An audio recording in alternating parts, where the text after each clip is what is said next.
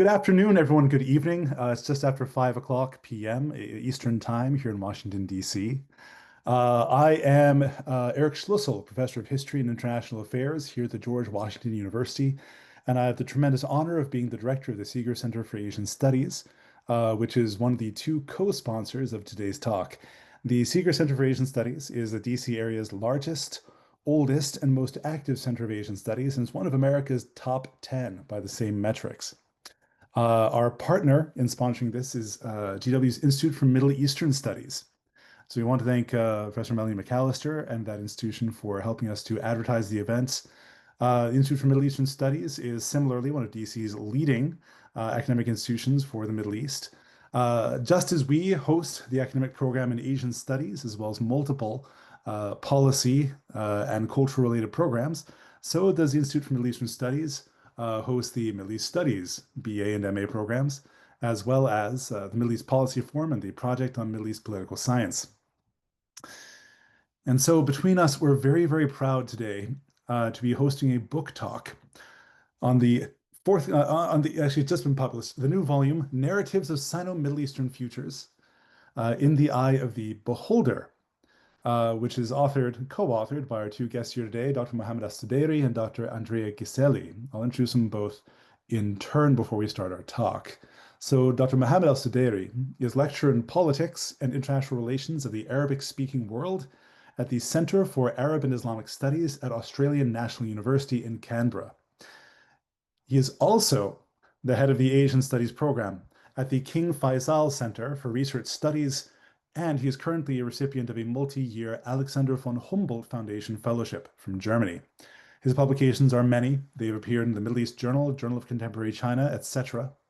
And I'm happy to have known Mohammed here and there for quite some time and was delighted to hear about this book when I saw him recently at a meeting in Berlin. His co-author is Dr. Andrea Giseli, who is now a lecturer in international politics at the University of Exeter, as well as the head of research of the China Med Project, so China Middle Eastern Project.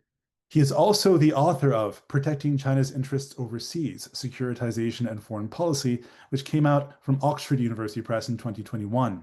Before coming to Exeter, he worked at China's Fudan University for 9 years. Now, for today's presentation, we're asking our co-authors to talk about the book for about 15 to 20 minutes as they please. After that, I'll have a couple of questions to follow up, and then we'll open it to the audience. And so without further ado, thank you again. I'm so happy to see everyone here, not just our guests, but the entire crowd.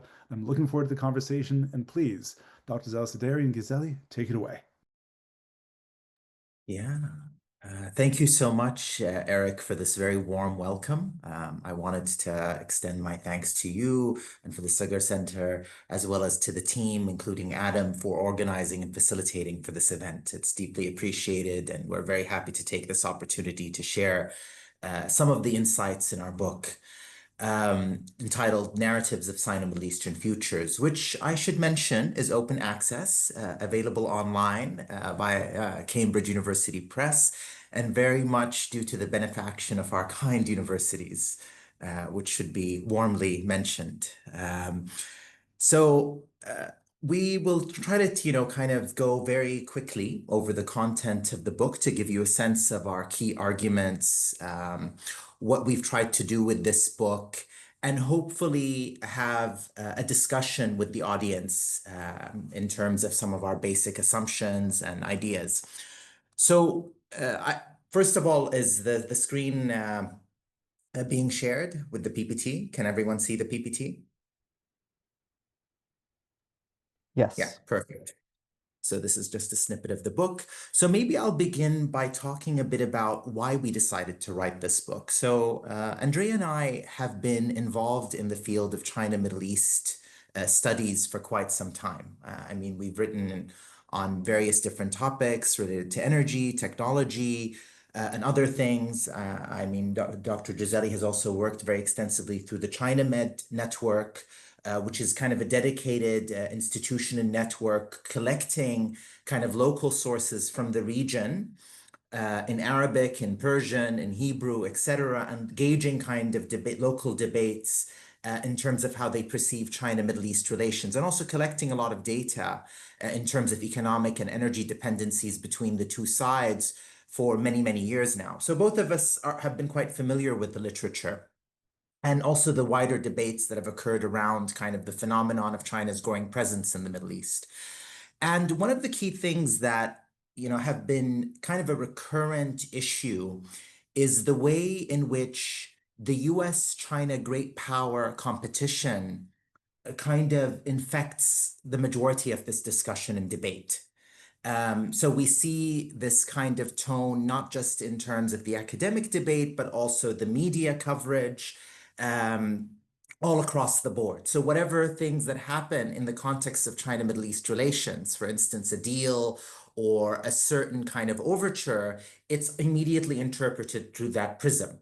And oftentimes, as a consequence of this also, there is often a centering of US perspectives when it comes to China-Middle East dynamics.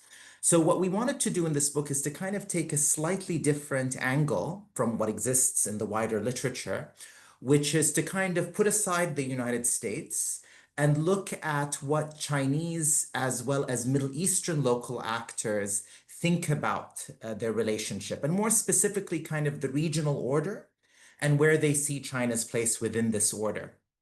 And kind of the logic behind that is to kind of see whether these elites kind of agree with the thesis that there is an ongoing US-China competition, and whether they see China as displacing the US, and whether this is really a desirable outcome, right? Which is sometimes kind of the implicit narrative that we see as part of this wider discourse.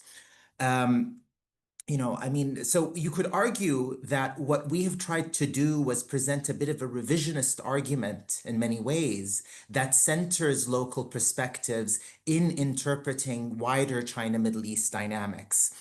And what we've done, because, the book in some ways is quite short, and again, this is kind of all, we're trying to keep it as short as possible in terms of the overview of the book, so we don't really need to delve too much into these various different details, is that we've tried to look at the Chinese and Arabic language debates about the regional order and China's place within it over the past 10 years, right? Specifically from around the 2010 period all the way to 2023, which is a period that was defined by kind of considerable flux in the regional order due to the Arab Spring, kind of US debates about pivoting away from the region, and just intense competition between regional actors, which has also fueled a lot of the debates or speculation about China coming in and displacing the United States. So we looked at the debates during that period, and we chose three specific elites. Now, of course, those of the People's Republic are obvious because we're interested in Chinese perspectives.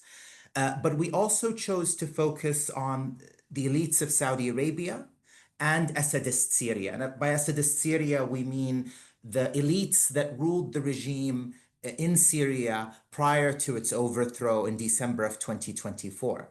And of course, there was a kind of a logic that underpinned our choice of these two states, or the elites of these two states, is that in the context of the regional order, they kind of occupy diametrically opposed ends along two scales. So one scale is the ideological one, in the sense that Saudi Arabia's elites conceive of themselves as pro-American in many ways. They see their interests as being very closely entangled with those of Washington, while those of Assadist Syria have oftentimes rhetorically and in terms of their ideological positioning have presented themselves as enemies of the United States, right? And, there's kind of a wider regional discourse that reflects these ideological choices. For example, in the case of Assadist Syria, it had often depicted itself as an allied state to a wider collection of regional state and sub-state actors that call themselves the axis of resistance, محور المقاومة, comprised of Iran, sometimes the Iraqi government, Hezbollah, and Lebanon. While in Saudi Arabia, they've often depicted themselves as kind of the leading state in a collection of the moderate camp of states comprised of the Gulf monarchies, Jordan, and Egypt. So this is kind of one scale. They kind of represent two very distinct ends in terms of how they relate to the United States as the primary hegemon in the region. And in another scale, these are very distinct states in terms of their national capabilities. I mean, Saudi Arabia is a G20 economy. It's the largest economy effectively in the region after Turkey, with around 1.3 trillion US dollars. It's a powerful state that's undergoing industrial and technological transformation and change with a highly educated population. While in the case of Syria, even though now we're seeing good signs of recovery, for much of that period, it was a state undergoing a dramatic civil war that effectively saw over half of its population disperse globally, right? With millions going to Turkey, to Jordan, and to Europe. And with an economy that has now dwindled to something like around 20 to 25 billion GDP. So you're really talking about very different states in terms of their national capabilities and in terms of their options when dealing with other regional and even global actors. And we thought that by choosing these diametrically opposed states, we could capture, to some extent, the widest spectrum of the debates concerning the regional order and kind of where local elites envision China's place within it, both pro-American and anti-American elites, those who seek to maintain a US presence and those who seek to dislodge it, as well as those who have the national capacity to, let's say, bring in outside actors to come in, or those who are really disempowered and impoverished and thus unable to do so. So this is kind of a general overview of some of the key points. I don't know if you have other things to add, Andrea, to what I've just mentioned. Well, first of all, like again, I also thank Eric, Sigurd Center, and JW for the invitation, of course. Um, no, just want to emphasize again that, of course, we consider like other countries' cases, but there was a limit imposed by the editor, and so of course we are aware that in any case our case selection has some limits. But in any case, as it will become clear in the conclusion of our presentation, we still believe that the findings looking at, well, of course, China, but then the Saudi and the Syrian case still offer important insights into what is going on and what we think will be going on in the future. But of course, again, probably in the Q&A or later in discussion, we can also talk about other countries in the region. So just a disclaimer for those who are thinking, oh, but you're looking only at two countries. How can you talk about one region?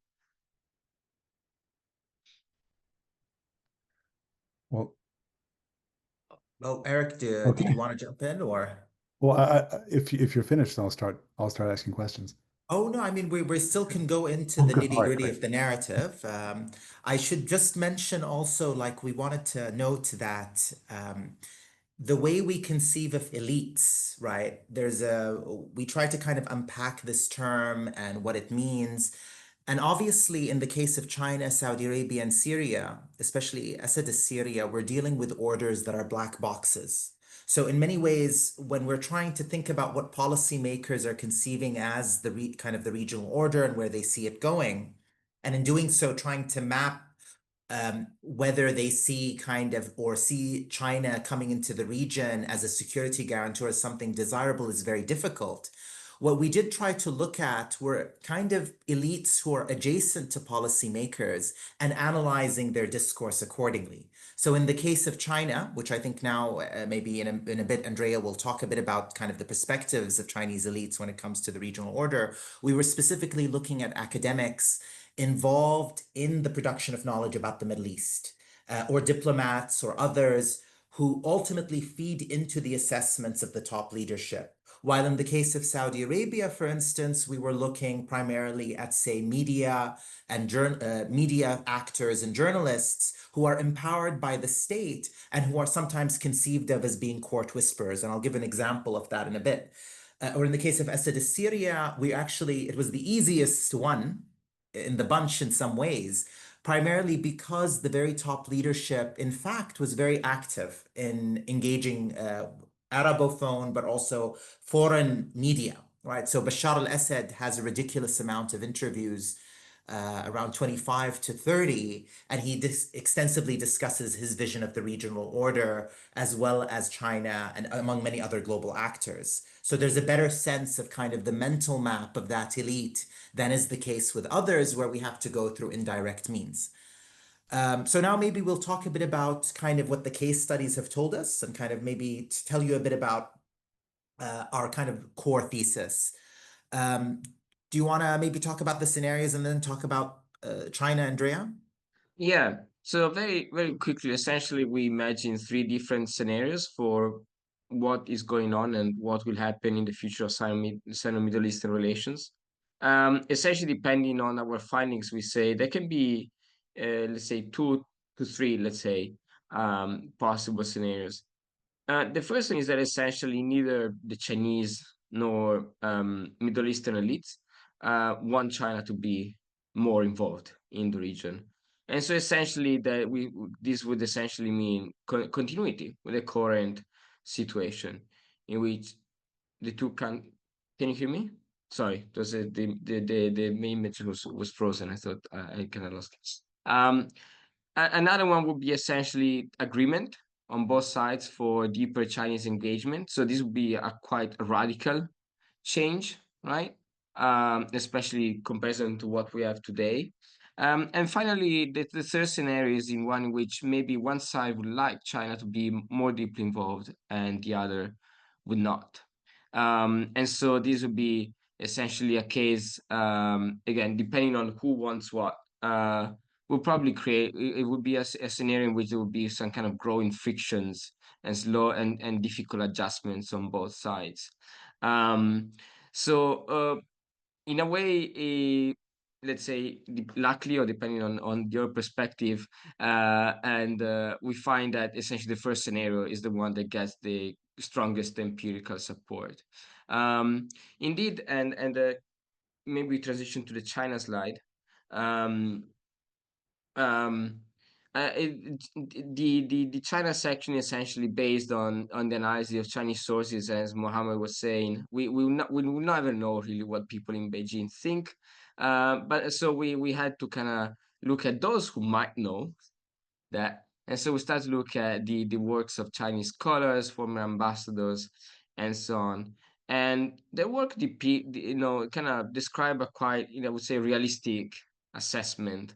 I believe one that I think is quite understandable if we try to look at the region from the Chinese perspective. Essentially, the Chinese have long seen the region as being at a crossroad, especially after the Arab Spring, with the possibility, of course, of some improvement. And I think that some of those positive signs have appeared. The Chinese have picked, have kind of captured them, have received them in the past few years. But for a very long time, there was quite a significant degree of skepticism among Chinese foreign policy leads, again, including both experts in academia, but also former ambassadors that are still kind of in the loop of the broader foreign policy machine. And mostly this skepticism was due to two factors, essentially here, the second point that you can read. They feared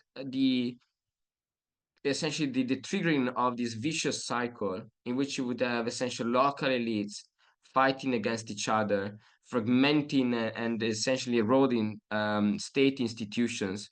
And this, of course, would create instability, probably also leading those elites to look for external patrons and supporters, thereby also inviting in essentially external great powers.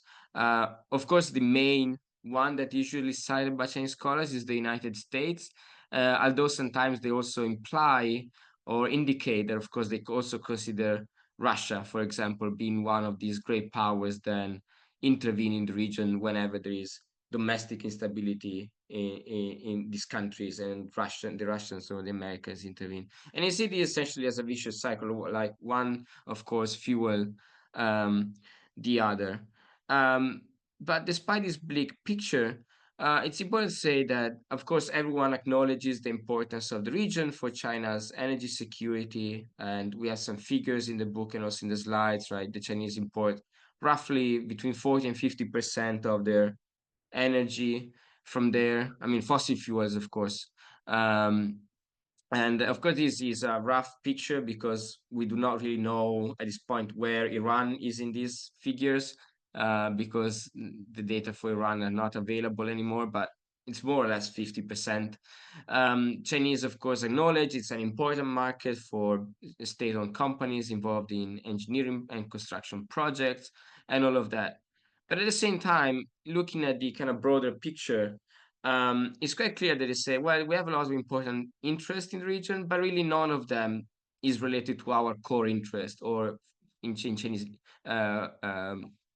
核心利益, right? So, for example, Chinese sovereignty, the survival of the regime, for example, Taiwan, another one, and so on. After all countries in the region support the One China principle. None of them has any interest in toppling the CCP in China. As a matter of fact, some countries in the region mimic CCP's narratives on issues such as the Uyghurs, for example, and Xinjiang. As a matter of fact, they are attracted by this idea of stability through development. They're increasingly attracted by this idea. And so there is an obvious political, if not ideological, affinity to some extent. And of course, we're talking about polities with very different political institutions, but the general idea of how things should work are broadly shared. And so this is to say that, of course, Chinese scholars say we should pay attention to the region, but at the same time, even if a significant crisis happens, it's very unlikely that this would be a significant threat to the Chinese economy or China or Chinese survival, in any case. That said, it's important to also emphasize that China's never been really that much involved in the region. And there's been for a long time a very long debate among Chinese elites about should this very shallow and superficial involvement continue or not. This debate has been going on for a while, either because either in the context of U.S.-China relations, especially under Biden, there was this feeling, this was this understanding of American strategy, one that was not anymore about containing China in the Asia Pacific, but was a broader global strategy of containment. And so some people asked, should we react to that, for example, also in the Middle East? There was, of course, the idea that while it is true that disruption of the oil flow is very unlikely, we can survive it. It is true that our companies are there, but in any case, for example, number of Chinese workers in the region has been decreasing and increasingly concentrating in few stable countries, mostly in the Gulf. But still, these are important interests. So what should we do to protect them, for example? And so over time, a kind of consensus, you can say a partial consensus, has developed, a consensus about the fact that change is necessary. And for example, we have one of the slides with Hua Limin, former Chinese ambassador to Iran, for example, making a very strong case for China, for a change in China's approach, right? Ensuring China's energy security and tranquility of the Western frontiers, reducing strategic pressure in the Eastern and South China Sea, for example. So if you read, this very long, we quote him extensively in the book because these are pretty strong words coming from a former ambassador. I believe they clearly reflect the need for change. But then, when reading Chinese sources, it's quite clear that while there is an agreement on the need for change, then exactly what change should be, this is where they cannot agree. Should it be a more forceful opposition against the United States? Maybe, but that would be very dangerous. Should we kind of upgrade the relations with some of regional countries to kind of basically make them our allies, something like Israel for the United States? Maybe, but who? None of them is really all of them have issues. Iran, of course, is heavily isolated. Other countries, you cannot really trust them. Other countries still, in any case, wants to preserve very close relation with the United States, or they really don't have the capabilities to help us.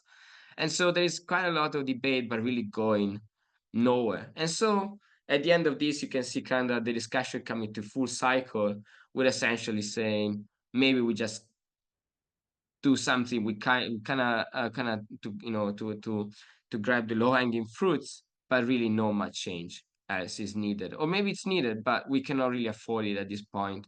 There's really no necessity to invest more, political, diplomatic, and especially military resources in significant changes.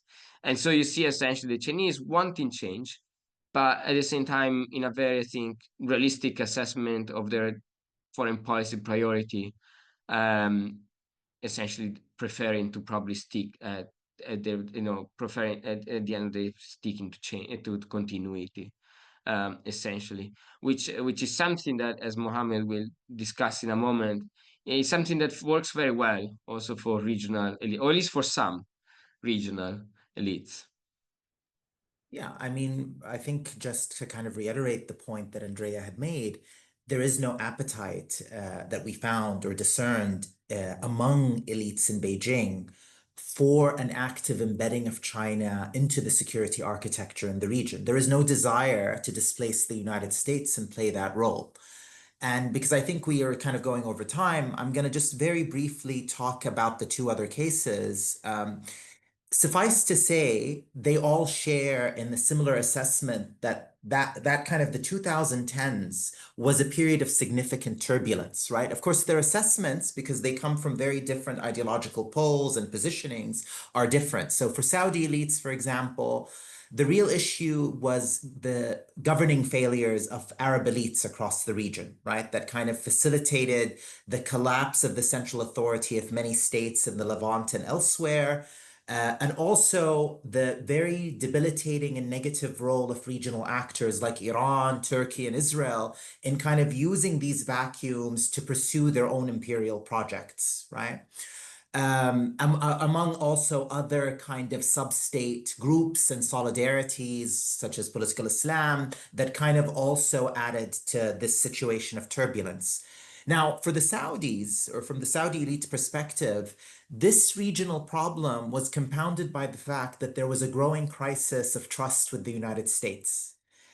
So this began, one could argue, from the Obama administration, but has really continued up to the current moment, where US signaling that it wants to pivot to Asia. This was something that was very obvious in US discourse in 2011, but also kind of significant events where there was a sense among Saudi elites that the US did not back them security-wise, particularly the Abqaiq attack, which was an attack targeting Saudi oil infrastructure in 2019, was suggestive, this happened under the first Trump administration, was suggestive that the US was no longer completely trustworthy, which is really what is informing now the whole debate about the Saudis asking the Americans for a formal security treaty, which I'm sure you see recurrently in the news. And it's something now that's speculated as being raised again now with the Crown Prince's imminent visit to Washington, D.C., I think in the next few days. So you can see it as kind of an attempt to formally institutionalize the relationship. But the calculations of the Saudi elites, really, if you look at the discourse and debate among them, including people who are like key editorial writers like Abdurrahman al-Rashid, who is considered to be, he was a very big editor for Sharq al-Awsat, a very prominent pan-Arab newspaper funded by Saudi Arabia, and also considered to be a court whisperer.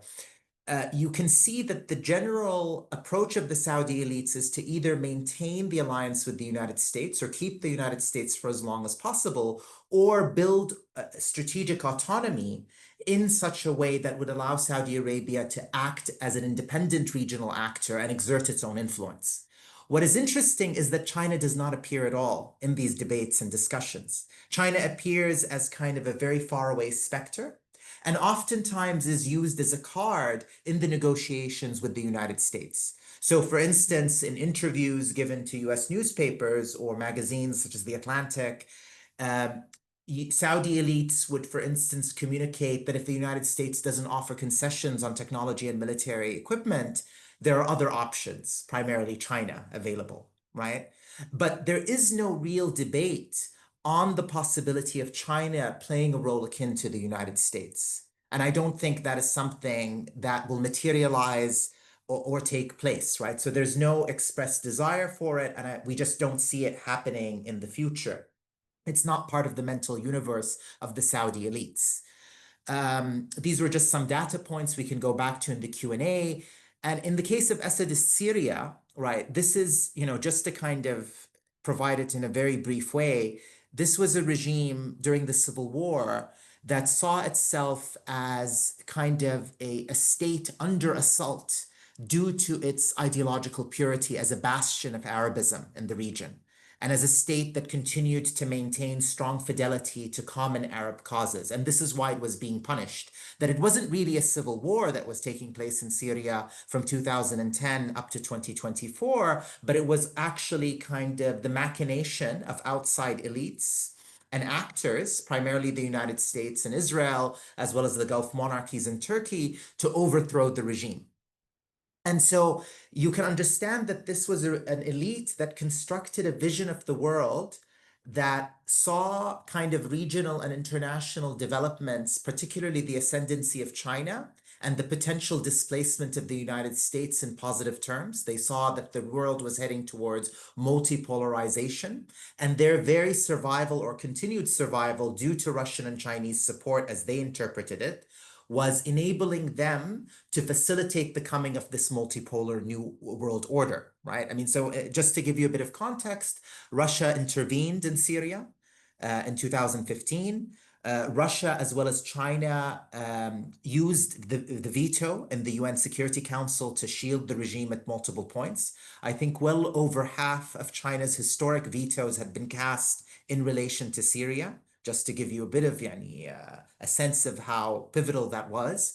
But what is interesting is that despite all the effusive language that one sees in the Assadist discourse about China as a friendly state that has stood by and used its diplomatic prowess, what is notable is that China as a potential security guarantor is also absent completely from a regime that depicts itself as aligned with the interests of the Eurasian great powers like Russia and China.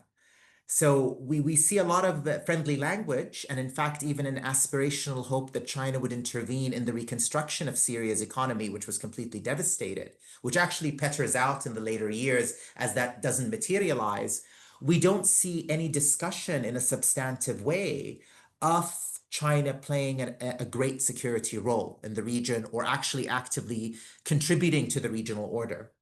And, I'll end with this note, which is that when you think about all of these discourses together, right, it's very obvious that local elites in the region, epitomized by Saudi and Assadist Syrian elites, for example, or in the case of Beijing, don't want China to assume, or expect for that matter, China to assume an active role in the region. And having that conclusion, right, when you kind of center these perspectives, changes our whole understanding of the China-US great power dynamic as it plays out in these theaters. And it raises kind of consequently a number of questions like, is that prism or that frame kind of distorting our understandings of the realities on the ground?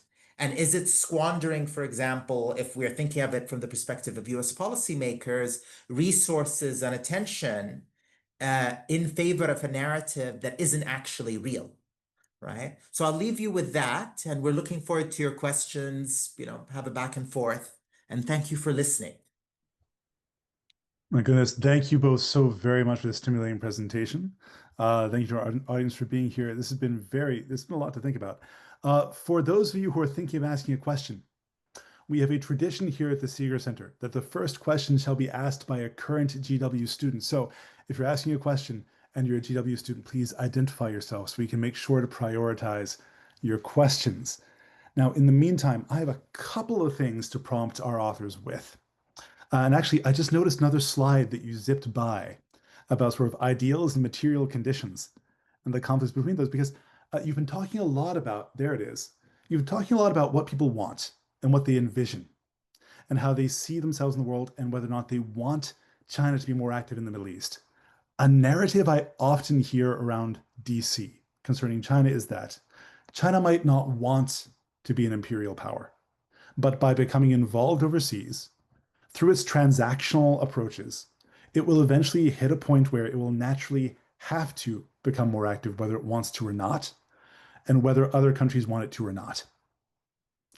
that is, it's not just about ideals. So I wonder if there really is a limit to transactionalism that leads to the kinds of interventions that you're talking about, even though you say that they're unlikely. I don't know. How would you respond to that kind of narrative? If I may, I guess the response to that is, first of all, then is just pure speculation. Of course, I cannot say that's impossible because I mean, we're talking about something that might or might not happen. So, um, then I can speculate in the same way that it will never happen in the same way. But that said, I think if you look at a case that is not in the book, because the book was published um, before that. But I think, for example, if we look at the recent Chinese failure to really provide any kind of support to Iran, for example, during the 12-day war, I think it shows pretty well. I mean, sorry, failure might be the wrong word, but I say China's lack of support for Iran during the 12 days war, besides some diplomatic statement, it clearly shows, at least I think to me, it's quite a strong evidence of the fact that indeed in the future they might get involved. But in this moment, as they are thinking that probably deeper involvement, deeper engagement in security issues in the region is not in their interest, they're willing somewhat to sacrifice a partner, or I wouldn't call it, I would say an ally, but a partner in any case to some extent. This because, for example, providing some kind of support during the 12-day war or in its immediate aftermath, for example, rebuilding the now non-existent Iranian Air Force would be an obvious opportunity for a want to be imperial power or any power that wants to look for an entry point right in the region. And as far as we can tell, of course, maybe there's some back channeling, there are discussions about it, but as far as we can tell, China is not doing that in any case. And so maybe in the future, but at the moment, I think that facts are, are more consistent with our interpretation, and that ideas looking at what people in China, in Saudi and Syria and so on say, it's still valuable because it helps us to better understand, and in a way, when 12-day war happened and Mohammed and I were texting each other quite a lot, discussing what China might or might not do, we were both in quite strong agreement on the fact that China most likely was going to do nothing, and indeed it did nothing. And this was based not on our own hopes, but on research that we've done. Yeah, I mean, I just add to that I think if you look at the literature on China-Middle East relations, and it's a big literature that has grown over the last 20, 25 years, there has always been a disproportionate focus on data points that reflect these kind of structures, right? I mean, China today is the biggest trading partner for all actors in the region. Its dependency on Middle East oil is considerable, like all the structural forces are there. And so there's a constant repetition of this argument that because of these synergies and dynamics, China will inevitably embed itself in the region. But I think that, to me, one has the problem of neglecting the power of ideas and forces that kind of inform the policies of elites and their calculations and how they think strategically. It neglects that. But also it reflects, in my opinion, a, a poverty of creativity and imagination, right? In terms of how we think about the great powers. Because, like, for instance, when we talk about the United States as a great power in the 20th century, it didn't follow in the same patterns as the British Imperium in the 19th century. The British Empire had a very different geography of power, interests, and structures that informed its relations with the world. So why should we assume that China, just because the Middle East was important to the United States, will necessarily follow the same strategic calculations? I mean, for all we know, in the mid-21st century, for China, the strategic areas of interest, aside from its immediate surroundings, will be the moon and the planetary bodies. Who would care about the Middle East in that context? I mean, and of course, the technological shifts we're seeing, the changes that are happening in terms of what are the valuable resources also inform that. So why is it that these latent structures will necessarily produce the hegemonies that, the debates seem to anticipate and expect? That's brilliant. Thank you so much. I mean, that's one thing I want to sharpen about the book because I think you offer a really sharp rejoinder to some of the common sense thinking about the region, as you said, in terms of structures. I'd like you to point out the lack of imagination that people often have when thinking about global politics in particular. Speaking of that lack of imagination, let me just follow up then and say, okay, so the book is based partly on what you've been able to read and discern about elite discourses, and it seems to be offering you a pretty good model of how things actually work. That's great. For those of us in the audience, especially the students in the room, who are trying to get out of the DC bubble, as it were, or the great power bubble, what should they be reading? Especially things that are accessible in English. What can people add to their news diets to start to understand this perspective that you are presenting in the book? I come to the China-Middle East relations from the Chinese angle. I'm not an expert in Middle East politics, so I can only talk about what I think are good resources on from the China side.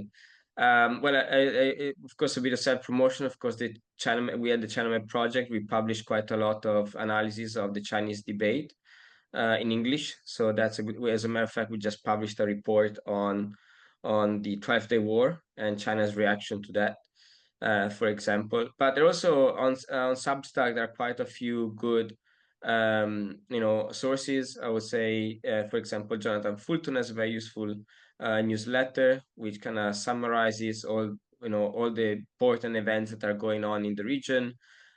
Jesse Marks also, I think it's called Coffee in the Desert.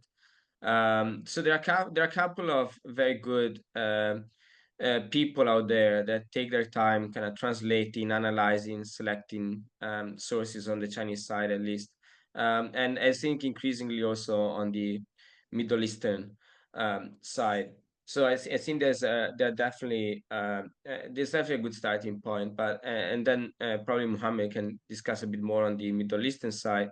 But I think there's no real substitute, unfortunately, to the original sources in a way. For example, many of the Chinese academic journals that we consulted, they also publish in English, but oftentimes the articles are not necessarily the same as those that are published in the Chinese versions. Translations might not be as good.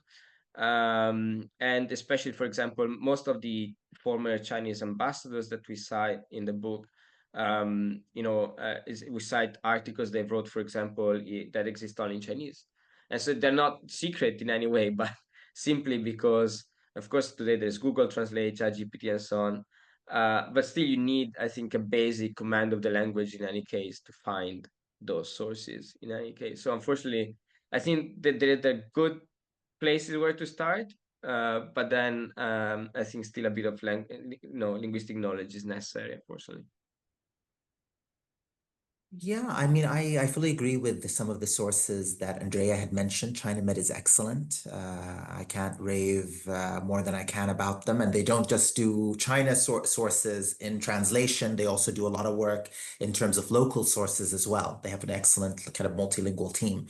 But what I would say is kind of maybe moving away from sources is that I would encourage students when they're thinking about kind of China's presence in the Middle East, if they're thinking about research projects, if they're thinking about even kind of continuing their academic journey and kind of specializing on this, what is needed now is less of the macro and more micro work, kind of stuff that is case study oriented, local oriented, because, once you begin to see kind of the dynamics on the ground, your picture of the higher level dynamics changes. I'll just give one example.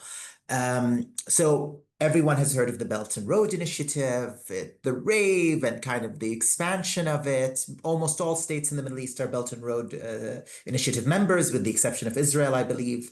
And as part of this kind of cartographic imaginary, the mapping of the Belt and Road Initiative, you have all these hubs that have appeared in different places. So if you have a map of the Arabian Peninsula, maybe we have one here in the PPT. Let's see if we have it.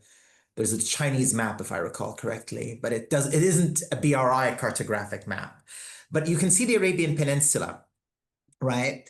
And Usually, there are three hubs that are imagined as part of the BRI. One in Kuwait, Silk City, which is right over here. One in the city of Duqm in Oman, right over here, and one in Jazan in southwest Saudi Arabia. The thing is that if you look at it from kind of the perspective of the great powers, this is a chess move. China is expanding its infrastructural hold and it's creating these hubs that have dual civil military use. But actually, when you go to on the ground and look at these case studies, look at the sources, look at the local politics, what you'll discover is that one of these projects is a complete bust. Nothing has happened with it, which is the Kuwait Silk City. Jazan and Duqm are actually older projects, some of which go back to the late 1980s and had been repackaged multiple times. And local actors had repackaged them and identified them as part of the BRI in the hope of attracting Chinese capital. And there's a lot of interesting things happening on the ground with Chinese local governments, Chinese SOEs, Chinese private sectors, with all the constraints and problems that they're facing. So the picture changes completely when you do that kind of case study, local centric view, right? I mean, our book is kind of, I think, an embodiment of that spirit, which is kind of prioritizing the local. So this is kind of what I would encourage you to do. There's so much work to be done in this arena in so many dimensions. Yeah, that's my kind of 2 cents on this. I think that's great. I completely agree. Break down your regions, go to the local cases. It gives you a radically different perspective, and we'll build new theories from the ground up. All right, so we have questions from the audience. Here's one that's been on my mind too, because as you know, I'm an Uyghur specialist, I'm a Xinjiang specialist. And someone in the audience asks, is the Chinese government self-aware about, what they're doing in the Uyghur region? And do they understand how domestic oppression of their own Muslim citizens might play out in political narratives in the Middle East if and when China chooses to assert itself? I think it's part of a broader question that, I have some thoughts on myself, which is why do the Uyghurs matter in China-Islamic world relations, and why don't they actually matter? Which is to say, I found no sign that the Uyghur issue really seems to affect China's relations with any country in the Islamic world for any particular reason. So yeah, thoughts? Maybe I can just say on the Chinese side, and then probably Mohammed can discuss more the reaction in the region. But I can say that when we look at Chinese sources, well, of course, there's very little debate on this because sensitive issue. So it's not because it's not important, but most likely because, again, it's sensitive and therefore Chinese commentators are very careful in discussing it and discussing the right way. So usually this usually discussed in the context of terrorism and links, transregional links, as for example, when there was the discussion about Syria, for example, or so of course there was discussions about it's never really happened in very explicit terms, but there's this idea of terrorism that could instability that could spread from the region, threatening then China's westernmost region, so Xinjiang, for example. So it's always there, but it's always discussed very briefly in the context of we should strengthen, for example, law enforcement and counterterrorism cooperation with regional powers, regional actors, but really no more than that. So it's sometimes it's a bit difficult, really. Are they self-aware? They're more aware of that, I think, as this is as a security problem to us, and this is how we should approach it. This is how we see it when we cooperate, when we discuss with others. Really, I think I don't see this, of course, as we're doing too much. That goes without saying. So it's awareness of an issue, but the way, of course, the nature of the issue for them is different from probably others. Quick follow-up on that, Andre. Is there any good work in Chinese on the Uyghur community in Syria? Yes, but actually, so for example, in Chinese, I'm not sure, but by a Chinese scholar, actually, there's a very good article that was published in English not a long time ago. I can maybe when Mohammed replies, I can find it and link it to you. It's a very good study, actually, of the Uyghurs community in Syria. I think by scholars at Peking University. Is it by Yulong Meng? No, let me just give me a second, and I'll put the link somewhere. Could be Lu I think Xiaoyu, maybe. yes, yeah, exactly, yeah, it seemed. I mean, to me, it seems like a very good article. I think it's one of the most detailed that I've read in any case about this specific. Coming from a Chinese scholar made it even more interesting, I believe. He's a great scholar, I would say. I mean, I'll just add a bit, which is I think this question and the answer to it actually highlights the importance of taking these local perspectives in mind. Because, I mean, obviously, the ideas of solidarity, Muslim solidarity, for example, they're not static. They're changing, they're renegotiated. There's a lot of flux and transformation that takes place. So you can think about kind of how the Muslim world, in quotation marks, has related to the Uyghur issue has kind of transformed and changed from the 1970s onwards, right? So in the 1970s, you had really the peak of kind of the Islamization of many Muslim societies as a result of demographic changes, urbanization, and just the transformations of education and the rise of new political actors in the wake of, say, the defeat of leftist and nationalist forces in the 1960s, right? In the Arab world, certainly the turning point was the 1967 war. It ended kind of a certain ideological projects and gave a lot of room for a new vision of politics. And so this led to the centering of Muslim/Uyghur issues in the case of China. And China, the Chinese state was very aware of this. So in the process of its diplomatic engagement throughout the late 20th century with Muslim states, it was very active in showcasing that it was very tolerant, it celebrated its Muslim populations, it took Muslim visitors and diplomats to go to Xinjiang and other places. And I think in the 2010s, if we make a jump, because we don't really need to go through those decades, even though there's a lot of interesting things to unpack, what we see, especially in the Middle East, is that because of the collapse of the regional order and the eruption of the Arab Spring, a lot of states take an authoritarian turn, a much more stringent authoritarian turn than what had pervaded the decade before. And a lot of them identify political Islam, however understood, as a big danger to the state. And one of the expressions of it that they deem to be particularly dangerous is transnationalism. So it's not just, activists going from Arab country or between Arab countries and, kind of offering resources to one another, but that anyone who expresses solidarities with faraway Muslim issues is ultimately a carrier of political Islamist thought. So we actually see these wide clampdowns, not just in relation to the Uyghurs, but also the Rohingya in Myanmar, for example, Kashmiri Muslims in India. So this is kind of a part of a broader phenomenon. So in many ways, when the clampdowns happen in China from 2017 onwards, they really occur at a moment when the region has already taken a much more hostile turn to these types of solidarities, right? So there was already receptivity to it, even though, of course, China expended a lot of effort to shape ideas and thoughts through delegations, United Front work, and whatnot. But this is why paying attention to the local is important, because then it gives it some substance. It's not just, the economics stupid that these states are interdependent. It's that their local politics has also shaped these outcomes. Thank you. That's really illuminating. I appreciate that a lot. Thank you. We probably have time for one or two more questions. This one's also kind of in a great power mode, but the question is, what are the most salient friction points we should be following from a non-US perspective between China and Russia in the evolving geopolitical landscape of the Middle East? So what is the Russian role in all of this? So Russia's, I can also here link an article that I published a few years ago on the Chinese perception of Russia in the region, because I was also very interested in this question.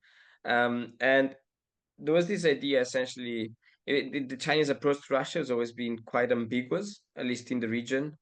On the one hand, they see Russia as there was, especially after the intervention in Syria, there was genuine admiration for Putin and for Russia, essentially saying it was a great comeback with very relatively small investment in terms of resources, especially in comparison to Western intervention in the region. Russia's managed to essentially consolidate the position of one of its closest allies there. It really pat the Americans on the back foot. And so it seems that everything was working pretty well. At the same time, and this was still in a way the early stages of the war in Ukraine.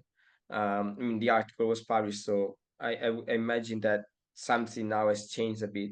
But it was in any case already very clear awareness of the limits of Russian capabilities. The idea that Russia can intervene, can kind of shock and awe in a way in the region, but it really doesn't have the economic strength to rebuild what it destroys. And this was seen in a way as, and in general, was the idea Russia is not really interested in any case in rebuilding or reconstructing. And so this is where the ambiguity really lies, because the Chinese seemed, in a way, to appreciate the Russian role as kind of diverting American attention. In any case, the Chinese do not really share the Western goal of promoting democracy in the region. So for them, for example, Assad's survival was good, was a good thing, and indeed they welcomed in Hangzhou as, and they see themselves as part of the survival of the Assad regime, for example. But that said, there was always this idea, it's quite clear that Russia was somewhat seen as being nonetheless, although sharing some goals with China, also being quite similar to those much hated or much discussed Western powers whose intervention in the regions have greatly contributed to instability and chaos, which is then damaging for Chinese interests. So again, very ambiguous, and you can say in a way pragmatic approach. Like all the negative sides of Russian actions were deemed as tolerable in many ways, and this because essentially because it's Russia, and in a way one of the neighbors of China, one of the essentially the only other country at the Security Council or in world affairs that really has some modicum of political will and capabilities to challenge the Western liberal order, really. And so all the side effects of Russian actions, interventions can be tolerated because of that, because the alternative, that is, Russian implosion in Ukraine or any other kind of change in Russia, would bring much more negative effects on Chinese foreign policy and international position in any case. I'll just say, very quickly, because I saw in the question that what is it to keep an eye on? I would say that one very important arena is the technological realm. And I would say probably the whole ecosystem related to AI, whether it's critical minerals, semiconductor production, the development of embodied AI with robotics. This is a very, very hot topic when it comes to China-Middle East relations. I'm currently, for example, now in the UAE, and you can see very active interest by the UAE government for the deployment of humanoid robots. Unitree has a very big presence. The Booster company has a very big presence. It's an incubated company from Tsinghua University. You see a lot of AI collaborations emerging with both the United States as well as Chinese actors. And of course, chips, the NVIDIA chips are really at the center of a lot of the tugs and pulls, right? That is one area that I would keep in mind, and also to kind of keep contextualizing it in terms of what are local actors really doing? How are they leveraging their positionality to pursue technological modernization and industrial upgrade by using these different great powers? I'll leave you with a link of a study I did 2 years ago on Saudi Arabia and how it's engaged China in terms of its technological and industrial ambitions. Right? That kind of gives you an idea of maybe some area that you should keep an eye on. Thank you so much for bringing that specific point up, because I've been thinking more and more on this micro level about flows, relationships, people-to-people ties, things at the subnational level especially, or at the corporate level that bring people together in ways you don't always expect. Do you mind? I know we're at time, but do you mind if I ask one more micro level question? Because, okay, I've been for 25 years now, I'm dating myself, a student of China and things related to China. And in that time, I have seen the Chinese put more and more effort into training students to speak Arabic and Persian and to engage seriously, and also Turkish, and to engage seriously with the cultures of the Middle East and the region. And I'm sort of curious because you've been talking about incubated companies and things like this. What do people-to-people ties look like between China and Middle Eastern countries? Where are the strongest points of, say, educational exchange or other forms of person-to-person ties? We talk about this law in the US context, how we need person-to-person ties and second track diplomacy. And I'm really curious to see what that looks like between China and these Middle Eastern states that you've looked at.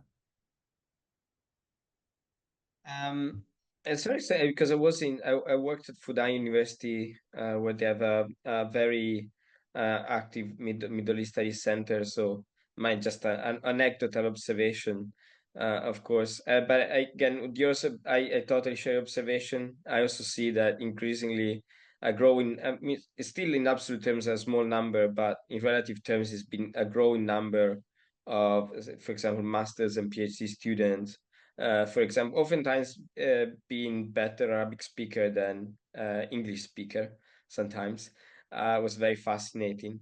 Definitely a lot of emphasis on language training. A lot of them had a BA, for example, from Beijing Foreign Studies University, Shanghai International Studies University. So those kind of essentially colleges that were created, train translators and ambassadors essentially. What it looks like, however, I'm not totally sure after that, because we're talking about, yes, growing number of people that can speak Arabic, Turkish, as far as so on, but really people that are doing that not really just to spend time in the region for the sake of doing it, but talking about a small number of people that will probably remain employed in the kind of research slash consultancy slash government sector. So really a niche of elite, a small number of people that, of course, kind of contributes to people exchanges, but these are not really the classic type of exchange that we might think, for example, large number of students and so on. Although it's important to say that there's a growing number of tourists, for example, and a lot of countries in the region want more Chinese tourists going there. So you see visa loosening of visa requirements, for example. I think it was spearheaded by, I think Morocco was one of the first countries to kind of make it for Chinese tourists to go there visa free, for example. So you can see these reflected also in Chinese social media, which is quite interesting. But I think we're still at you can say still at the very early stages of these kind of, I can say, cultural interpenetration between the two worlds. I believe, but a lot of people in China don't think they have. I mean, they're very kind of stereotypical ideas of and superficial ideas of the Middle East, and probably a lot of people in the Middle East also have very superficial ideas of what China is and what China wants, most likely. I mean, I can add a bit, which is that we're really dealing with very different scales and groups, and also the types of flows have changed over time.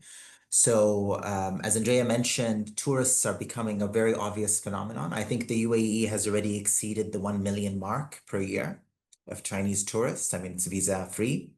But also there have been diasporas that have emerged in both regions, right, at different points in time. I mean, if you think of the early globalization period of the 2000s, cities like Guangzhou or Yiwu, which are big entrepots for import-export, had hosted sizable Middle Eastern communities, right? In Guangzhou, 50,000 and upwards, right? Yemenis, Iraqis, Syrians, and others. And of course, these communities have kind of declined because the nature of trade has also changed, right? But in places like the UAE, they've seen a massive growth of a Chinese community, right? I mean, the UAE now boasts around 400,000 Chinese citizens who are permanent residents. In places like Dubai, they run many of the companies. In Ali, which is the free zone. But increasingly, even their class profile is changing. So we're increasingly actually seeing elites. The FT, the Financial Times, recently had a report about how many kind of well-moneyed elites from Hong Kong and Singapore are gauging the possibility of moving to Abu Dhabi and Dubai, right? Because of just how interesting it is. And there are, of course, many other types of networks, right? Communities that are coming for religious purposes. So, for instance, the way the Saudi liberalization of its visa regime has meant that Chinese Muslims no longer need to go directly through the Islamic Association of China to do the smaller pilgrimage, the Umrah. So a lot of people are coming in as tourists and they go to Mecca, even though that's kind of in contradiction to established laws in the PRC. But then when we talk about another scale, which is the one you began your question with about kind of proficiency in language, what we are seeing across the region is a growing emphasis on acquisition of Chinese language skills. So we're seeing in national curriculums, like in Saudi and the UAE, Chinese is being incorporated at some level or the other. A lot of universities now have Chinese language programs. But what I should say is that in the Arab world, as opposed to, say, Turkey and Israel, for example, there is nothing akin to an area studies approach. There are now attempts to do that in like the UAE, in Sharjah, for example. But generally speaking, what you see in the Arab world is kind of that old classical philological style of teaching where people are trained to study Chinese. They might learn classical Chinese, but it's not necessarily conjoined with disciplinary training. So what you have are really two types of knowledge systems, right? And this is something interesting to think about. You have people who are really good in Chinese, but they don't necessarily have social science backgrounds and whatever. But these are the people who become the go-to China experts and commentators, right? Because they know Chinese. Or you have people who are the political scientists, the anthropologists, whomever, but there's no Chinese background. And in general, in the Arabic language, even though there are attempts to translate and do a lot of work, the library on China is still quite impoverished. Or it's also a library that's comprised a lot of government translated material from the Chinese state, which also is not perhaps the best medium to understand everything about the realities of Chinese state and society, but kind of offers some entry point into it. So I'll stop there. Brilliant. Thank you all so much. This is incredibly enlightening. Folks, the book is Narratives of Sino-Middle Eastern Futures. It's coming out from Cambridge Elements. You can read it for free. It's open access. Thank you so much to both of our authors for staying up late at night to have this conversation with us. And thanks for our whole audience. We hope we see you again soon. Thanks, folks. Have a good night.